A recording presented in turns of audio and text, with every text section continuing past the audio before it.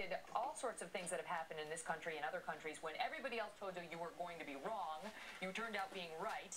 And I'm sorry to tell our viewers that you are one of the ones who is predicting that this recession will lead to another Great Depression. Yes, this isn't just a banking crisis. It's the peak of the massive baby boom generation's entire spending cycle.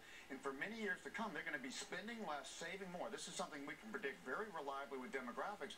And that means the government stimulus is going to be limited in effect and probably not last more than next year. So people have to prepare for the next crash and downturn. Wait, so you think it's the retirement of the baby boomers that's really gotten us into this mess? Well, people peak in their mid to late 40s and spend less as they prepare for retirement. So that's the first trend that's happening. But we are also seeing the early baby boomers accelerate in retirement, and that's even worse because they leave the workforce, don't pay payroll taxes, don't earn incomes, and require benefits. So all the demographic trends are down for years to come. All right, if you think we're actually headed for another Great Depression, when is it hitting, and what sort of numbers are we going to be looking at? First of all, I think we're probably going to get a bounce in the markets the next 3 to 6 months. People should use that to sell their stocks and 401k plans, get liquid and cash. Same with real estate they wish they sold.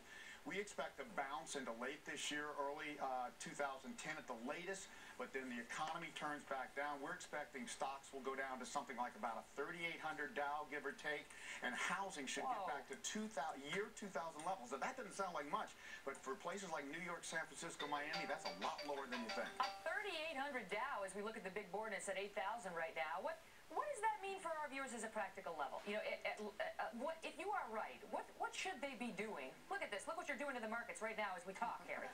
Down below 8,000.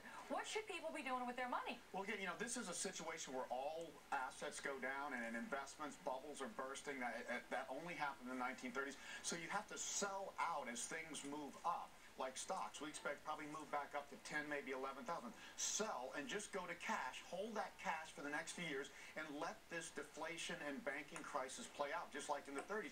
Your money goes up in value. Same for real estate or anything else you own that you don't need to keep long term. What about buying? I heard you feel okay about buying gold or silver. Yes, we like commodities, especially for the next year or so. Gold and silver are a hedge against the U.S. dollar falling with all this money printing. And things like oil and natural gas are a hedge against problems in the Middle East and the dollar as well. So commodities are good, but even those we probably wouldn't have investors holding past early next year or late this year. All right, and I got to ask you, when does the housing market bottom out? If you're waiting to buy, when should you wait until? Our guess, looking at past trends, again, around 2,000 levels, about 50% down for the average house in the country, probably around late 2012, early 2013. So not just people waiting to buy now, older people, young couples should wait to buy. They're going to get great bargains. Wow. Any way of avoiding this? Not really. I mean, the government needs to provide liquidity, so this is least painful, but I think the government's going to add too much debt to a situation that you really can't turn around. You look at other examples like the Japanese in the 90s, and we called that downturn way in advance. The Japanese could not prevent real estate from deflating or the stock market from going down. They just allowed it to happen a little slower. All right, so basically the bottom line, folks, is take your money, you stuff it in your mattress, or you buy up a bunch of gold.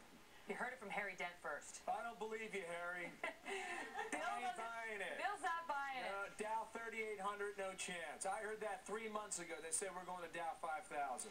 I'll take bets. You got $1. Good. For a grande whole milk latte. Harry, thank you so much. Sure. Bye, Harry. One side world-renowned economist, one side... And then Hemmer. Hemmer. Yep. You be the judge. It's always Hemmer. We always try to find the silver lining, too. Today we have decent news from Google. The internet giant doing better